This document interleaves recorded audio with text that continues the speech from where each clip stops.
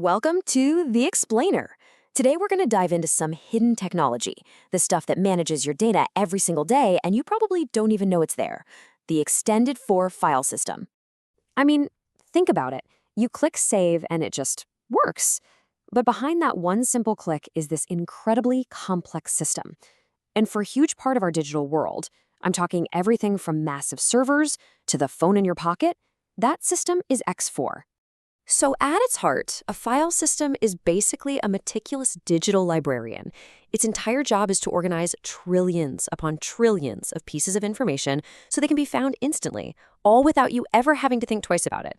And let me tell you, Ext4 is one of the most successful librarians out there. It's the go-to for countless Linux systems.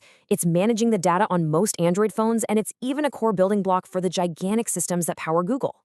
Yeah, chances are you're interacting with it right at this very moment. But a system this important didn't just appear out of thin air. Nope. It's the result of decades of evolution, standing on the shoulders of its older siblings. So this whole family, it's known as the extended file system. It all started way back in the early 90s with Ext2.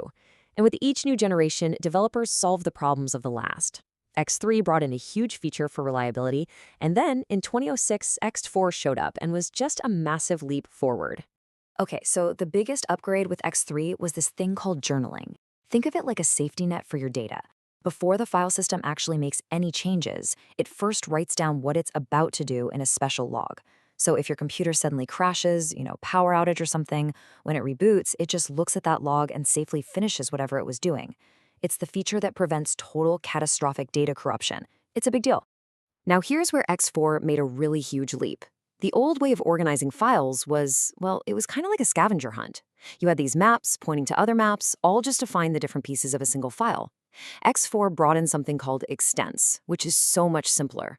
It's basically like saying, hey, your file starts right here and just runs for the next 500 blocks in a row. It was a complete game changer for efficiency. And this new approach, it's all about being smarter, not just working harder. Ext4's whole design is built to tackle one of the biggest performance killers out there, file fragmentation.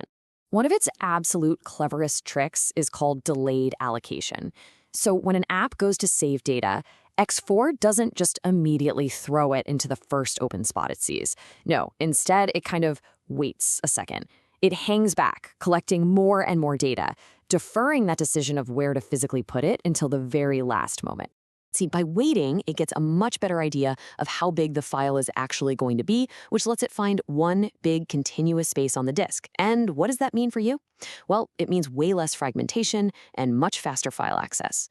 It's one of the quiet reasons why your apps launch so quickly and saving huge files doesn't grind your whole system to a halt. And believe me, this quest for speed, it never stops. Developers are always tweaking and improving Ext4. As you can see here, a huge amount of effort goes into making sure your data is accessed as quickly and as efficiently as possible. All of that translates directly into a snappier, more responsive experience for you. But, with all this power and complexity comes a massive responsibility. Keeping a system this critical running smoothly is a never-ending battle against bugs. I mean, we are not talking about some simple little script here. The core of Ext4 is over 50,000 lines of incredibly complex code, and it's running deep down, right in the heart of the operating system. And the stakes? They could not be higher. A bug in your web browser, okay, it crashes, you restart it. No big deal. A bug in the file system? Whoa! That can bring down your entire system, or even worse, it could corrupt all of your data beyond any hope of recovery. So how in the world do you find these super hidden bugs? Well, researchers use these brilliant tools called fuzzers. They basically just bombard the file system with all sorts of weird, unexpected, and random data to see what breaks.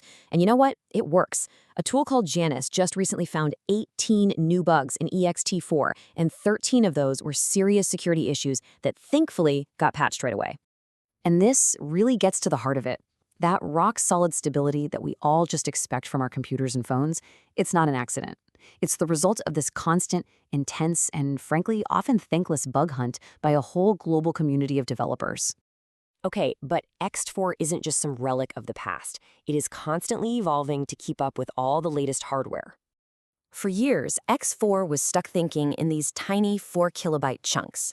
Now, that was fine for old spinning hard drives, but for modern SSDs, it's a huge bottleneck. SSDs love to work in much bigger pieces.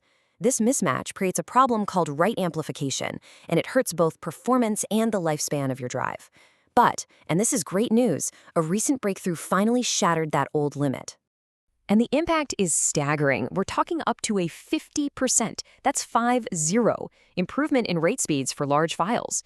It's just a massive performance boost that comes from finally aligning the software with the reality of the hardware we're using today.